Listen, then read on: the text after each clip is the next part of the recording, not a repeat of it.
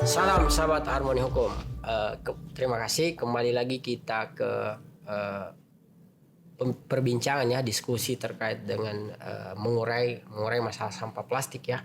Di episode pertama kita sudah membahas terkait dengan sumber dan dampak. Nah, di episode kedua ini kita akan khusus membahas terkait dengan pengaturan terkait dengan sampah plastik itu sendiri. Salam Pak Maskun, bagaimana kabar Anda hari ini?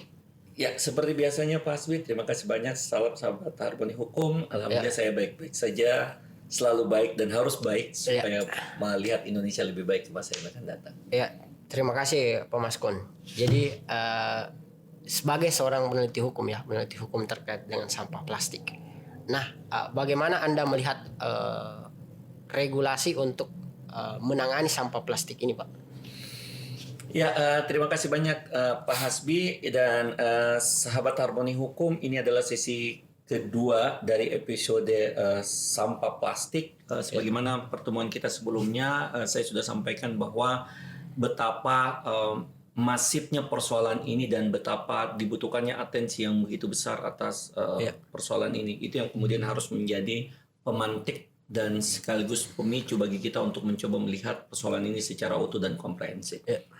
Oke, sehubungan dengan pertanyaannya Pak Hasbi, maka sebenarnya seperti ini. Kalau kita bicara dalam tataran regulasi, maka sebenarnya kita bicara dalam konteks internasional, regional, nasional, kemudian lokal, kan begitu. Dan kalau kita coba urai, itu teman-teman bisa lihat di beberapa hasil riset penelitian yang kemudian saya dan Pak Hasbi serta teman-teman lain dan Nurul Habaib, Siti Nurhalisa dan jangan lupa partner kami tentunya dari Prof. Hanim dari Universitas Kebangsaan Malaysia.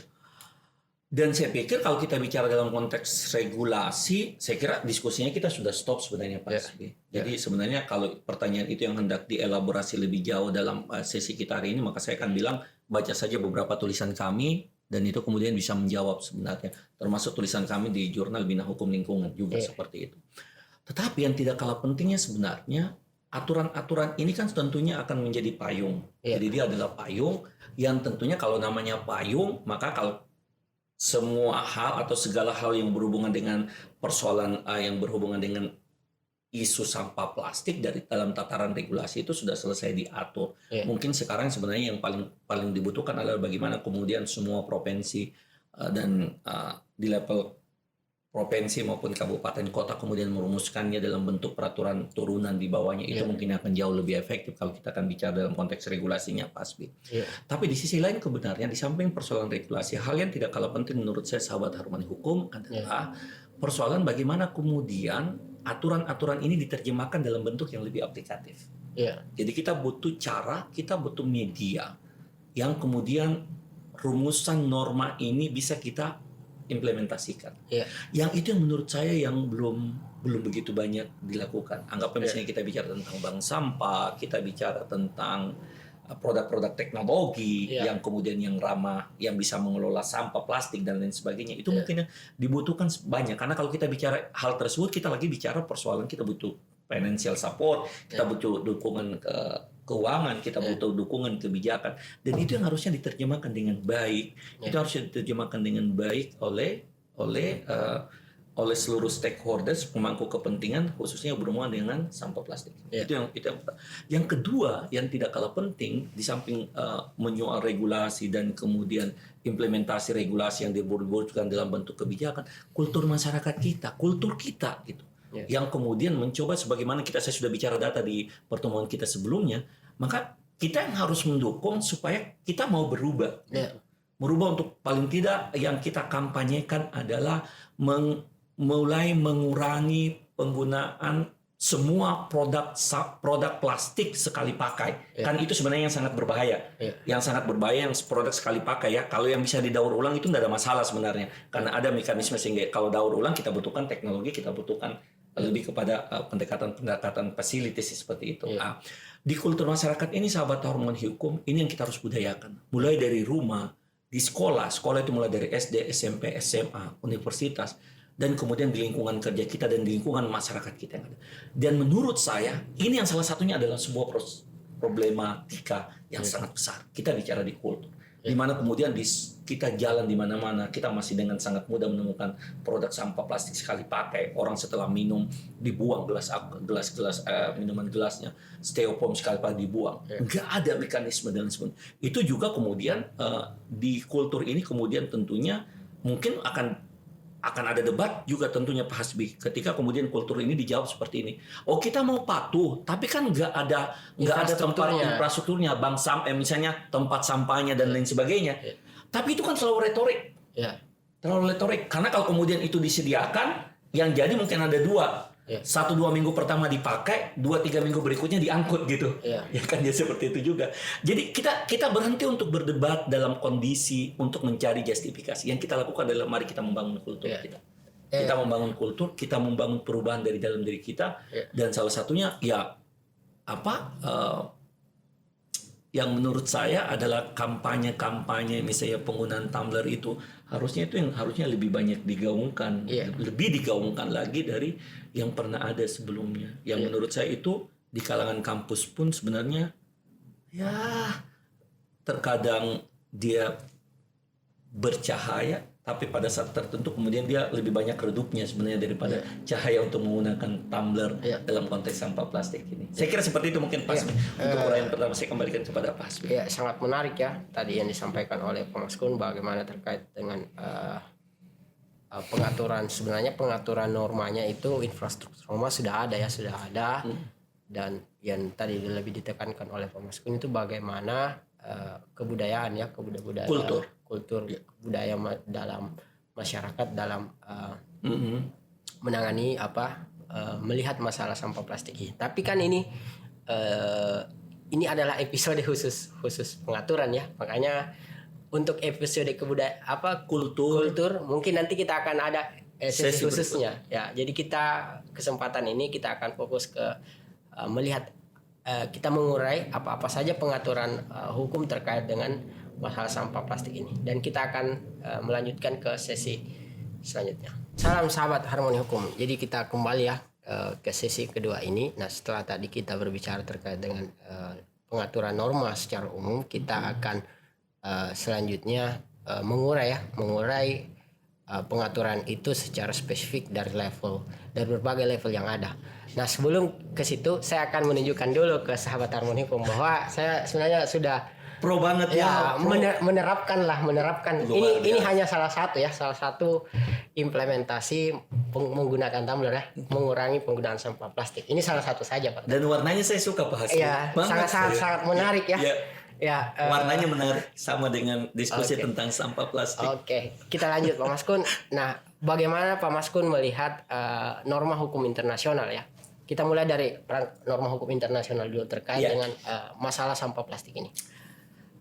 Terima kasih banyak Pak Hasbi. Sahabat Harmoni Hukum, karena memang episode kedua ini memang kita akan fokus tadi sudah disampaikan oleh Pak Hasbi, kita akan bicara dalam konteks regulasi, dan hari ini kita coba fokus pertanyaan kedua yang dari sisi regulasi internasional. Jadi teman-teman semua, masyarakat internasional hari ini sudah sadar sebenarnya, semakin sadar justru menurut saya, bahwa sampah plastik itu adalah sebuah momok. Itu frame yang kemudian terbangun. Sehingga dengan frame yang sudah terbangun seperti itu, akhirnya kemudian masyarakat internasional pun kemudian berpikir bahwa harus ada instrumen, harus ada aturan hukum internasional yang memang mengatur secara khusus tentang sampah-sampah plastik tersebut, bagaimana pengelolaannya dan seterusnya. Dan kalau kita lihat hal tersebut, maka tentunya rumusannya akan diturunkan dalam bentuk berbagai macam perjanjian-perjanjian internasional. Itu yang pastinya, sahabat Harmoni Hukum. Cobalah kita lihat misalnya ketentuan di Basel Convention ya. Kita sebut dengan Basel Convention on the Control Transboundary Movement of Hazardous Waste and their disposal. Tapi ini kan limbah berbahaya. Limbah berbahaya. Walaupun dia limbah berbahaya, pada akhirnya sebenarnya ini yang saya bilang tadi, karena kita bicara instrumen hukum internasional, kita tidak bicara bahwa harus ansih, bahwa rumusannya itu harus, nomenklaturnya itu harus sama, bahwa tentang sama. Tapi kemudian kita melihat bahwa ketentuan itu juga bisa kita bicara dalam konteks diterapkan dalam konteks dampak yang akan ditimbulkannya di masa yang akan datang. Apalagi setelah amandemen, Pak. Iya, setelah amandemen. Apalagi memang kalau kita lihat bahwa Basel Convention ini kan sudah ada sejak di 1989 kalau saya tidak salah, jauh sebelum diskusi tentang sampah plastik itu begitu marak didiskusikan dan disadari oleh warga masyarakat internasional di tahun 2000-an something lah menurut saya, dan negara-negara kemudian merumuskannya. Sehingga kalau kita bicara dalam konteks hal ini, memang benar bahwa konvensi ini sangat terbatas sebenarnya pada lebih kepada pada pengendalian perdagangan limbah berbahaya yang lintas negara. Nah, tapi saya selalu memandang bahwa kalau kita bicara dalam konteks sampah plastik, sebenarnya dia bisa saja punya koneksi sebenarnya. Itu yang kita mau bangun. Itu yang kita mau bangun. Dan kalau kita lihat di tahun 2019 misalnya, ini konvensi ini juga kemudian sudah diamandemen, teman-teman Harmoni Hukum, ini sudah diamandemen, dan kemudian menariknya karena sampah plastik sudah masuk di dalamnya. Limbah berbahaya. Sebagai limbah berbahaya. Sehingga kemudian penting untuk diatur bagaimana sebenarnya sampah plastik ini dalam konteks kalau kita bahasakan pergerakannya ya, seperti jadi pergerakan limbah plastik ini yang bisa lintas batas sebenarnya, lintas batas yang kalau kemudian kita baru tahu mungkin ketika air pasang atau kemudian baru kita menemukan berbagai jenis limbah sampah plastik yang kemudian muncul. Jadi itu yang kita bisa harus gunakan. Jadi peristiwa 1989 di 2019 kemudian sudah memasukkan sampah plastik sebagai salah satu limbah berbahaya. Jadi kita bisa lihat seperti itu kan Jadi itu yang jadi rumusan kita yang pertama.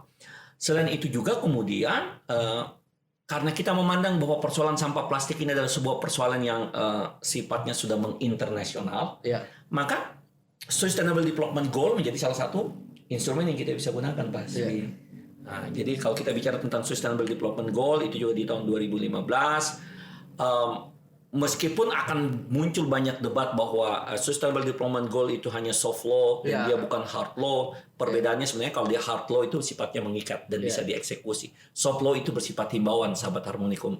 Diskusinya mungkin sepertinya technical yang sangat teoretiknya nanti deh. Satu waktu saya kalau banyak request untuk itu saya akan coba bikin satu sesi teoretik gitu ya, teori apa yang dimaksud karena memang Harmoni Hukum belum hampir tidak pernah melakukan itu, tapi kita akan diskusikan nanti. Kalau kita bicara tentang soft law ini kan sebenarnya kita bicara bagaimana warga masyarakat dunia kemudian menyadari bahwa ada persoalan yang sangat krusial dengan sampah plastik, dan ini kemudian harus menjadi atensi kita, karena kita berpikir untuk memperbaiki kehidupan yang masa akan datang. Jadi kita harus selalu berpikir bahwa ada antar generasi, equity, keadilan yang kita harus jamin. Jadi itu jangan hanya ngomongin bahwa kita berpikir bahwa kita mikirin nih generasi kita yang akan datang, tapi bicara sampah plastik nggak pernah berpikir bahwa itu ada masyarakat, ada generasi di masa yang akan datang. Itu. Jadi yang kedua adalah Sustainable Development Goal.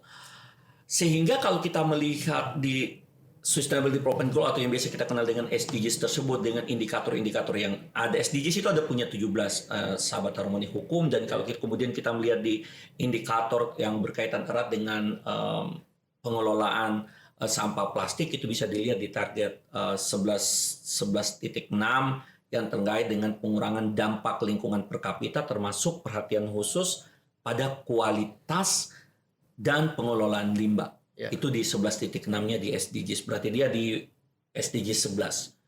Kemudian bisa juga dilihat di target 12.3 Pak Hasbi di SDGs juga itu tentang peningkatan kesadaran konsumen, dan pada target kemudian 14.1 yaitu terkait dengan pengurangan signifikan semua jenis pencemaran laut. Tentunya ya kalau kita bicara ini, kalau kita mencoba berkait satu dengan yang lain, ya semua bisa dikait-kaitkan gitu. Tetapi kan bukan itu. Tetapi paling tidak dari SDG 11.6 kemudian 12.3, 14.1 itu menggambarkan bahwa betapa krusialnya persoalan sampah plastik ini ketika kita bicara instrumen internasional. Belum lagi kita bicara kalau kita mau kaitkan dengan beberapa konvensi lainnya banyak sebenarnya. Banyak, tapi yang paling terpenting dulu kita coba nunjukin ke yang pokok-pokoknya ada pada sahabat Harmoni Hukum. Karena kalau kemudian mau dijelaskan lebih detail tentang instrumen hukum internasional tentunya akan butuh waktu, dan sesi ini tidak cukup untuk menggambarkan tersebut.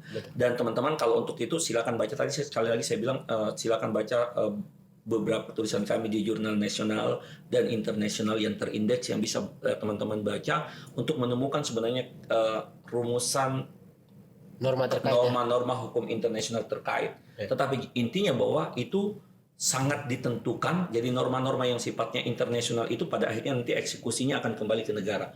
Kenapa harus kembali ke negara? Karena harus diturunkan, paling tidak diturunkan kemudian dituangkan dalam bentuk ketentuan-ketentuan hukum nasional nantinya yang mungkin juga akan kita diskusikan pada sesi berikutnya di segmen-segmen berikutnya. Kenapa kemudian ini penting? Karena dia punya korelasi. Jadi selalu kita pikirkan bahwa kalau kita bicara norma, kita bicara aturan hukum internasional, dia punya korelasi yang terstruktur dan bisa kita katakan derivasi dari ketentuan derivasi ke hukum jadi diturunkan dalam bentuk hukum nasional, hukum regional dan hukum internasional. Itulah yang kemudian nantinya kita akan didiskusikan mungkin setelah segmen pengaturan hukum internasional ini diuraikan. Dan itu yang harus menjadi catatan yang sangat penting sekali. Jadi catatan yang sangat penting sekali kalau kita bicara tentang instrumen internasional. Karena ini kemudian harus dilihat sebagai sebuah kesadaran bersama sebenarnya akan pentingnya penanggulangan terhadap bahaya sampah plastik. Saya kira seperti itu Pak Hasbi. Terima kasih banyak Pak Mas Kun atas uraian yang cukup komprehensif ya terkait dengan norma pengaturan dalam hukum internasional. Salam sahabat Harmoni Hukum. Setelah tadi kita di sesi pertama dan kedua tadi kita sudah membahas terkait dengan perangkat hukum internasional. Nah, saat ini di sesi ketiga ini kita akan lebih spesifik ya untuk mengetahui bagaimana perangkat hukum terkait dengan sampah plastik itu di kawasan regional ASEAN. Silakan Pak Mas Kun. Ya, terima kasih banyak Pak Hasbi, sahabat Harmoni Hukum. Jadi di segmen sebelumnya tadi saya sudah memberikan gambaran bagaimana kemudian instrumen hukum internasional itu digunakan dan kemudian memiliki korelasi dengan persoalan atau diskusi kita pada kesempatan yang berbahagia ini tentang sampah plastik ya.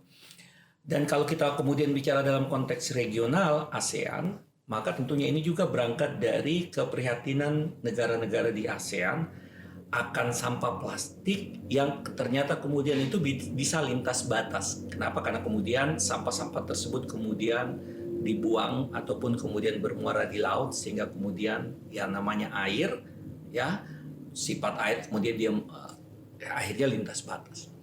Dan ini kemudian harus menjadi perhatian kita bersama sehingga dalam konteks regional ASEAN maka kita memiliki yang disebut dengan ASEAN Framework of Action on Marine Debris.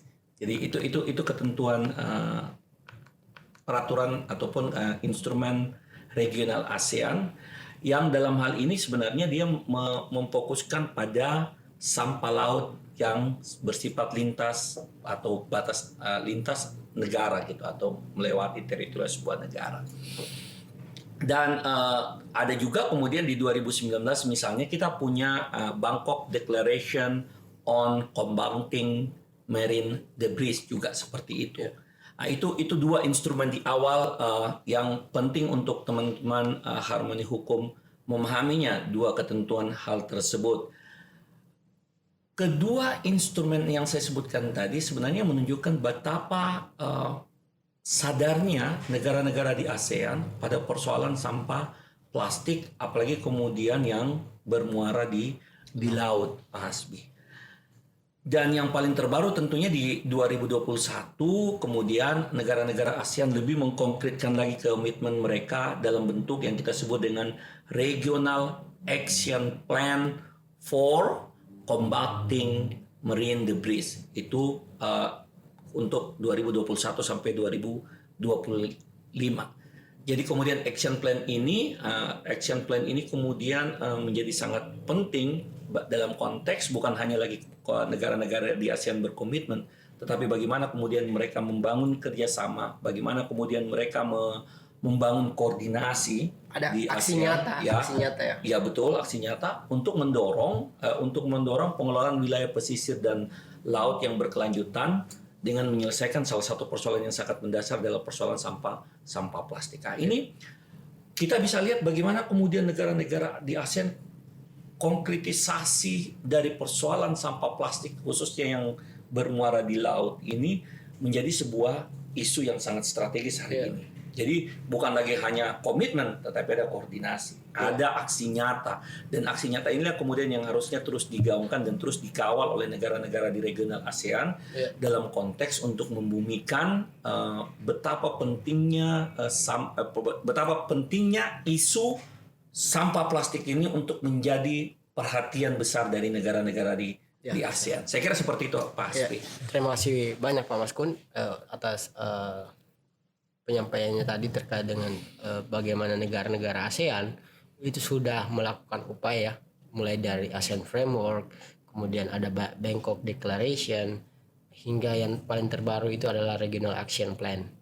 Nah, ini kan tidak serta-merta instrumen hukum di kawasan regional ASEAN ini tidak serta-merta bisa langsung berlaku di hukum nasional ya Pak. Betul. Nah, kalau di level nasional sendiri, bagaimana perangkat hukum yang kita punya itu untuk mengadres menyelesaikan masalah sampah plastik, Pak? Ya, terima kasih banyak Pak Hasbi. Jadi sahabat harmoni hukum, tadi dari awal saya sudah sampaikan bahwa kalau kita bicara instrumen hukum, maka kita bicara sebuah mata rantai sebenarnya. Jadi sebuah mata rantai ekosistem dalam konteks ekosistem hukum, di mana kemudian kalau kita bicara dari level internasional, kita bicara regional, maka pada akhirnya dia akan turun ke nasional. Di nasional itu akan lagi terurai sampai ke provinsi dan kabupaten kota kalau seperti itu. Ini yang kemudian yang harusnya dilihat sebagai sebuah isu yang menurut saya memang harus mendapatkan perhatian yang sangat besar dari semua negara-negara di dunia ini sampai kemudian ke nasional. Kalau kita bicara dalam konteks Indonesia, maka sahabat harmoni hukum pastilah sudah sangat familiar kita sudah sangat sering sekali mendengarkan undang-undang persampahan, pengelolaan sampah, undang-undang tentang pengelolaan persampahan, itu undang-undang sampah lah kalau begitu, pengelolaan sampah sebenarnya ya. Jadi itu di Undang-Undang 18 tahun 2008 tentang pengelolaan sampah. Itu sudah jamak kita dengar sejak tahun 2008. Sejak tahun 2008. Tapi persoalannya sebenarnya ya kalau dengar sih ya dengar, tahu sih mungkin belum tentu gitu, hanya karena kemudian ya tadi persoalan awareness kesadaran. Sehingga instrumen pertama kita adalah tentang Undang-Undang Pengelolaan Sampah, Undang-Undang 18 tahun 2008. Tentunya kita berharap bahwa keberadaan undang-undang ini tentunya akan menjadi pengaturan induk gitu bagi atau bentuk nyata dari komitmen Indonesia dalam konteks penanganan sampah, termasuk di dalamnya sampah plastik sebenarnya. Jadi undang-undang sampah itu bicaranya bukannya tentang sampah plastik, tapi bicara sampah secara umum. Jadi undang-undang 18 tahun 2008 ini. Dan ini yang menurut saya merupakan poin penting yang diletakkan oleh pemerintah untuk menunjukkan komitmen Indonesia terhadap persoalan sampah secara umum, dan di dalamnya termasuk di dalamnya adalah ada sampah plastik. Ini yang kemudian harus menjadi atensi kita bersama, yang tentunya ini harus coba dielaborasi dan diterjemahkan dalam aturan yang lebih rendah tentunya. Misalnya peraturan, apakah kemudian peraturan pemerintah, peraturan presiden, dan lain sebagainya, Pak Hasbi. Tahan dulu Pak Maskun, nanti kita akan mengurai lebih lanjut terkait bagaimana kerangka aturan turunannya dari Undang-Undang Pengelolaan Sampah ini di sesi selanjutnya. Salam sahabat harmoni hukum. Tadi kita sudah berbicara terkait dengan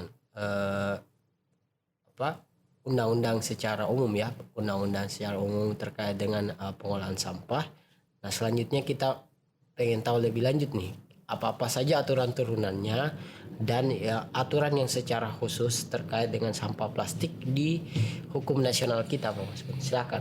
Iya, terima kasih banyak. Jadi tadi saya sudah sampaikan bahwa kalau kita bicara dalam skala nasional, maka Undang-Undang 18 tahun 2008 itu menjadi induk. Karena dia bicara tentang pengelolaan sampah secara umum.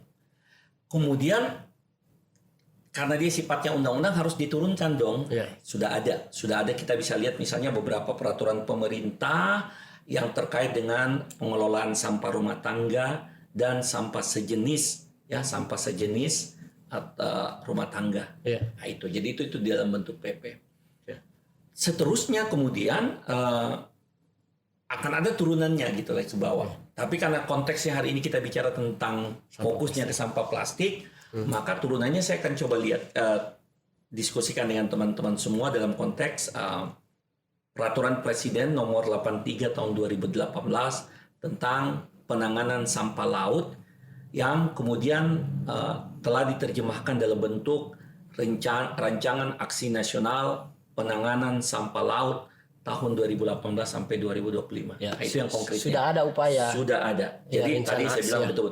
betul-betul Indonesia sebenarnya menunjukkan komitmennya. Ini kita bicara regulasi, regulasi bahwa konkretisasinya dalam konteks sampah plastik, khususnya sampah di laut. Tadi kita sudah bicara dan kita sudah tiba di PP 83 tahun 2018 gitu, dan kemudian dilengkapi dengan rancangan aksi nasionalnya. Ya. Dan kalau kita lihat kemudian ran penanganan sampah laut ini kan kurang lebih menunjukkan bagaimana Indonesia harus berbuat dan bertindak sampai tahun 2025. Ya. 2025 kan seperti itu karena kurun waktunya 2018 sampai 2025. Ini kemudian menunjukkan betapa Indonesia mencoba highlight sebenarnya, menggarisbawahi betapa pentingnya persoalan sampah plastik dan harus diturunkan dalam bentuk kebijakan nasional, karena kemudian Indonesia menyadari bahwa banyak kondisi kebocoran sampah plastik yang kemudian bermuara di laut gitu. Ya, kalau kita bicara dari sumbernya pada pertemuan kita yang sebelumnya sudah jelas sekali, bagaimana kemudian sampah-sampah yang produk-produk korporasi khususnya kan seperti itu sudah jelas sekali. Dan kalau kemudian kita lihat dengan bagus kemudian Perpres ini, maka ada beberapa hal penting yang menjadi catatan yang menurut saya itu menjadi penting untuk dipahami oleh sahabat Harmoni Hukum. Yang pertama adalah bahwa ini merupakan sebuah, termasuk dengan penanganan sampah laut tadi yang saya sudah kemukakan sebelumnya. Kita bicara yang pertama adalah gerakan nasional peningkatan kesadaran para pemangku kepentingan. Ya, jadi pemangku kepentingan. Betul sekali. Pemangku kepentingan ini menjadi penting. Mereka harus tahu gitu loh. Gitu. Kemudian yang kedua, adanya pengelolaan sampah yang bersumber dari darat. Dari hulu ya. Dari hulu. Karena pada akhirnya itu tidak bisa dikatakan, oh kalau ini sampah kita buang di darat nggak akan sampai ke laut. Nggak bisa seperti cara berpikir itu yang kemudian kita harus benarkan Pak Hasbi dan sahabat Harmoni Hukum. Kenapa tadi di awal kita mulai dengan membangun regulasi dan kemudian ada di dalamnya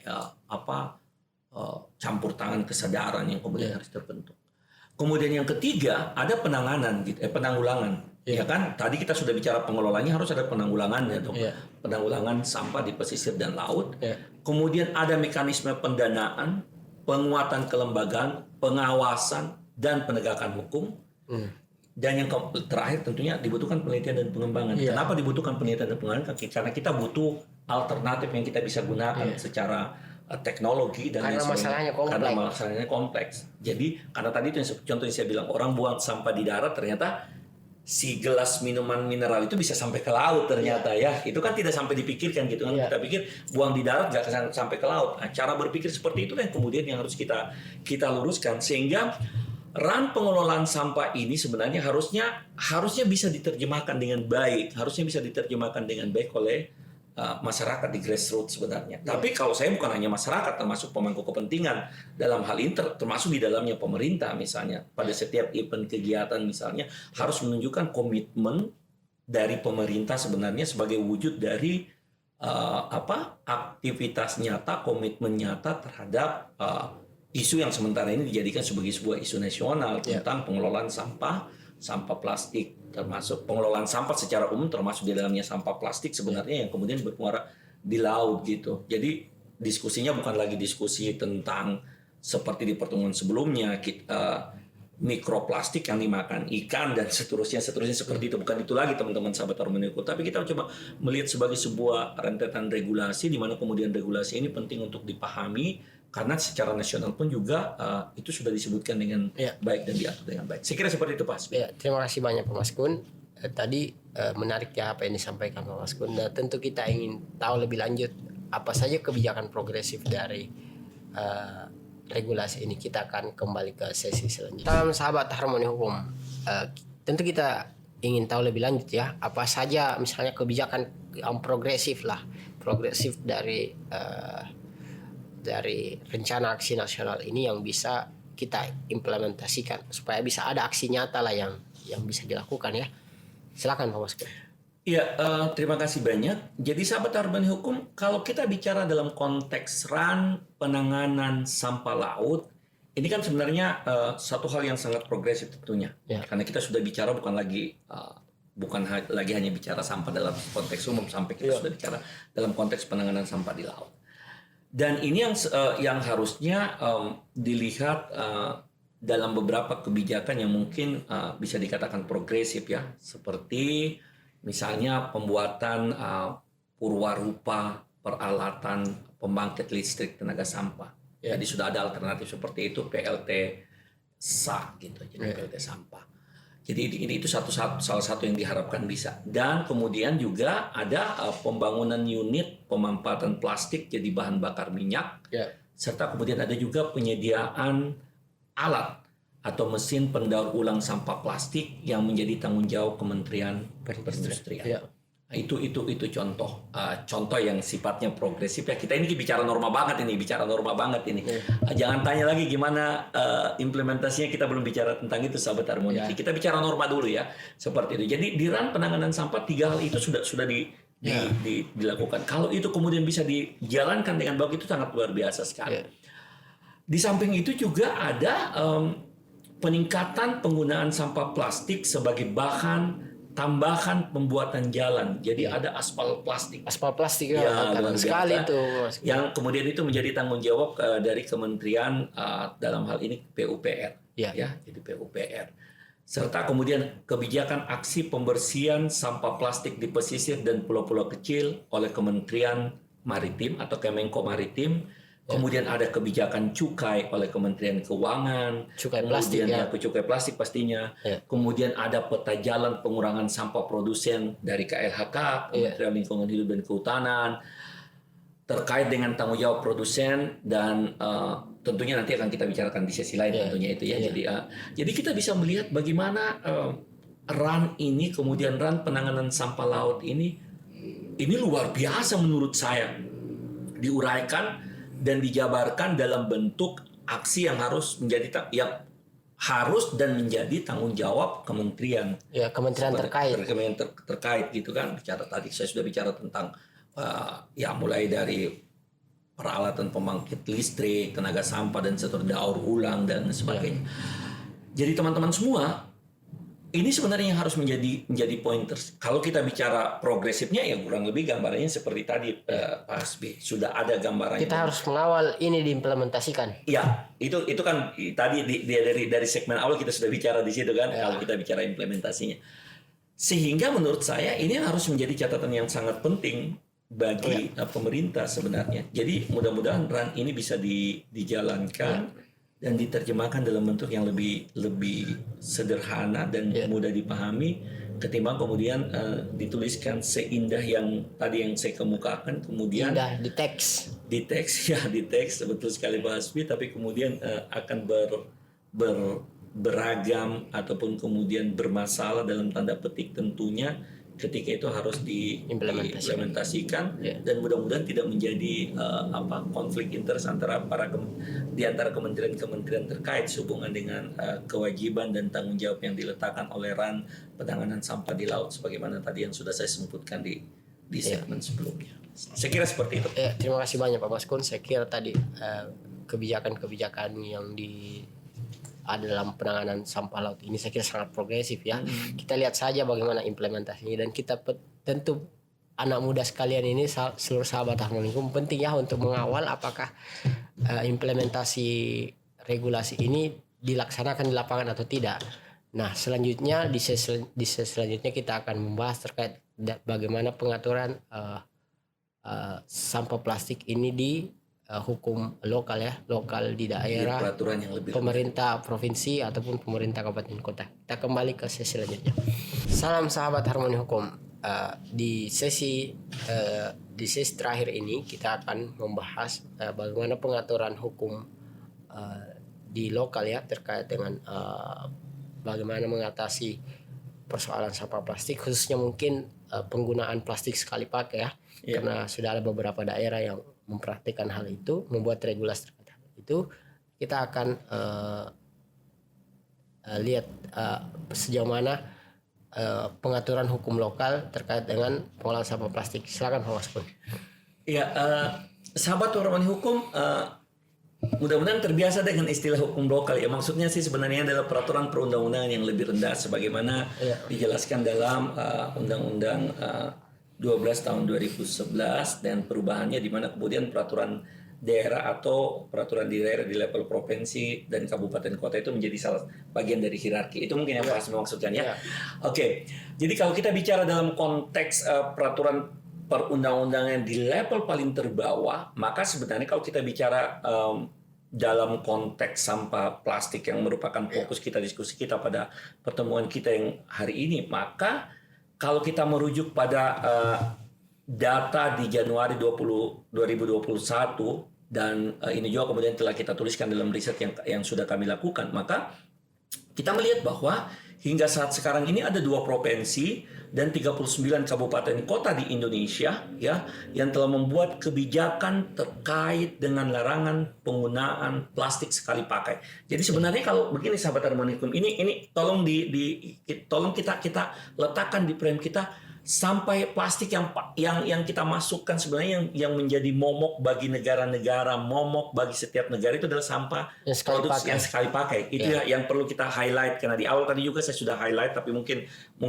tidak terlalu tertangkap dengan baik nantinya oleh teman-teman, sehingga di segmen ini saya perlu mencantumkan karena plastik itu juga bisa didaur ulang. Tadi kan sudah ada yang sekali pakai itu. Jadi dalam konteks di turunan yang paling rendah sebenarnya yang diatur adalah mencoba menerjemahkan yang tadi saya bilang larangan penggunaan plastik sekali pakai plastik. Nah, itu sahabat Harmoni Hukum yang harus diketahui. Jadi Bali adalah provinsi pertama, kemudian juga diikuti oleh DKI Jakarta. Jadi ada 2 provinsi yang sangat luar biasa, sangat progresif banget mereka sebenarnya. Karena memang kompleksitasnya juga mungkin beragam ya. Kalau di Jakarta mungkin ya karena sebagaimana kita tahu ibu kota negara, jumlah orang yang di dalamnya banyak. Di Bali juga mungkin dengan ragam tourism dan seterusnya. Itu mungkin argumentasinya. Dan pada catatan kita juga bisa lihat sebenarnya hasil kerja teman-teman sebenarnya dari ISEL yang kemudian ada hasil catatan, misalnya catatannya Bella Natania misalnya yang bisa ditemukan di Conversation, teman-teman bisa lihat di Conversation, yang menurut Mbak Bella misalnya terdapat ada 4 hal yang perlu diperhatikan dalam kebijakan penanganan sampah plastik ini sekali pakai. Nah itu dia mencoba untuk lebih memfokuskan. Kenapa kemudian lebih memfokuskan? Karena ini juga menjadi penting bagi teman-teman semua karena semakin ke bawah peraturan itu harusnya semakin lebih teknis. Kenapa semakin lebih teknis? Supaya lebih gampang diimplementasikan kan seperti itu.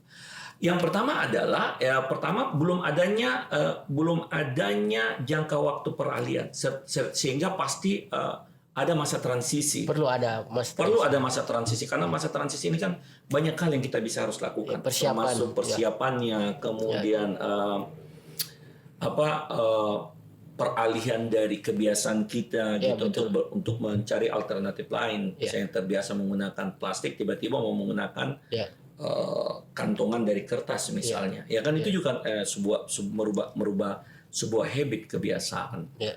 Sehingga kalau kita bicara hal ini ya ini juga harus menjadi perhatian karena tidak serta merta gitu dan lain sebagainya. Kemudian yang tidak kalah penting juga adalah menurut saya adalah tadi saya sudah bicara tentang kantongan ya, kantong plastik itu kan sekali pakai. Kita merubah menggunakan yang sekarang saya lihat di Mart itu sudah menawarkan kertas ya kalau saya jadi gitu. Jadi sudah ada pilihan-pilihan. Itu adalah langkah-langkah nyata yang baik sebenarnya sahabat Harmoni Hukum. Tetapi ini kan tidak mudah-mudahan di saat tahap implementasinya nanti akan lebih mudah gitu. Kalau saya melihatnya sih ya kita masih butuh kerja. Itu yang kedua. Kemudian yang ketiga adalah ya ini ketiadaan sanksi sosial bagi pelanggar. Jadi kalau misalnya orang masih hobi pakai produk plastik sekali pakai, ya biasa-biasa saja gitu, ya kan? Jadi masih dilihat hal yang normal. Hal yang normal. Mungkin ke teman-teman, kita juga tidak harus meng-underestimate bahwa kalau orang di luar negeri lebih ini, nggak seperti itu. Saya tidak hendak meng-underestimate negara di mana saya hidup dan lain sebagainya. Tetapi kita mau berubah.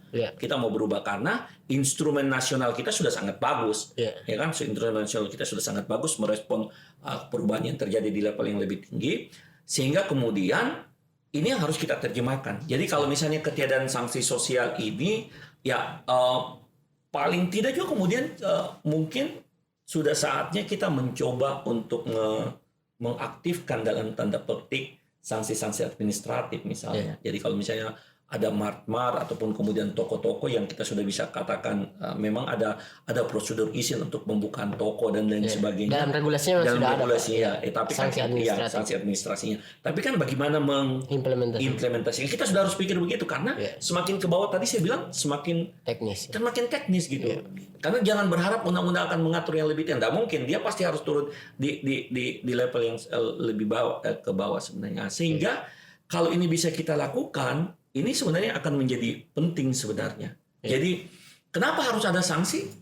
Ya memang karena memang warga masyarakat kita masih butuh itu, masih butuh sanksi gitu. Kalau nggak disanksi nggak sadar-sadar gitu.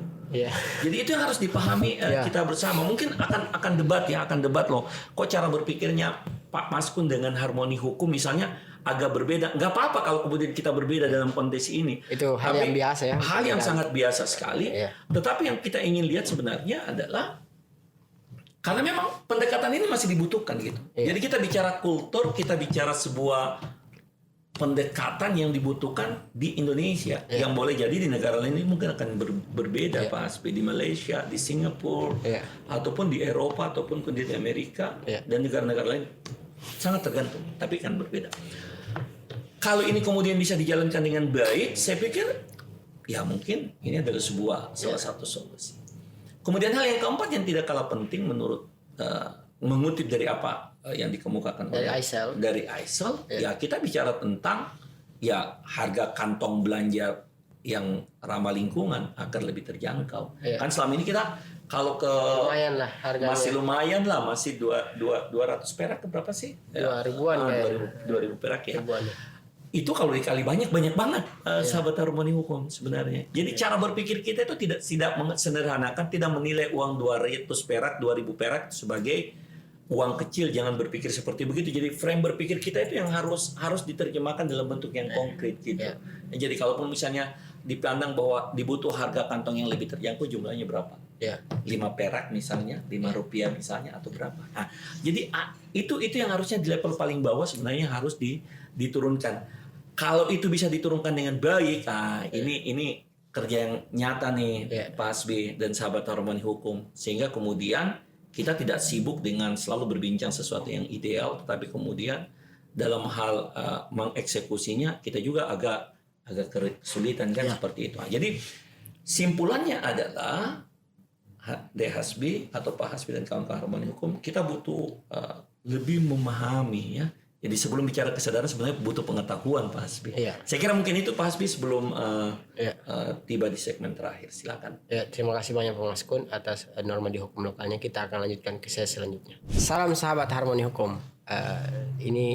Terima kasih atas kesempatannya di sesi terakhir ini.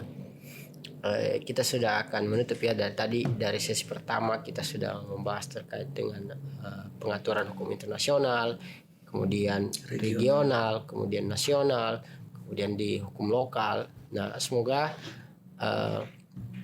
semoga materi terkait dengan pengaturan sampah plastik ini dapat meningkatkan pengetahuan dan kesadaran teman-teman untuk lebih memperhatikan masalah sampah plastik, dan paling penting adalah bagaimana kita sebagai warga negara itu bisa mengawal implementasi dari seluruh kebijakan yang sebenarnya kan ini kita lihat sudah ada perangkat hukumnya, tapi untuk mengimplementasikan bagaimana memastikan bahwa hal itu terlaksana dengan baik tentu membutuhkan perhatian seluruh teman-teman ya, seluruh sahabat harmoni hukum kita sebagai warga negara. Nah, ada penutup Pak Maskun?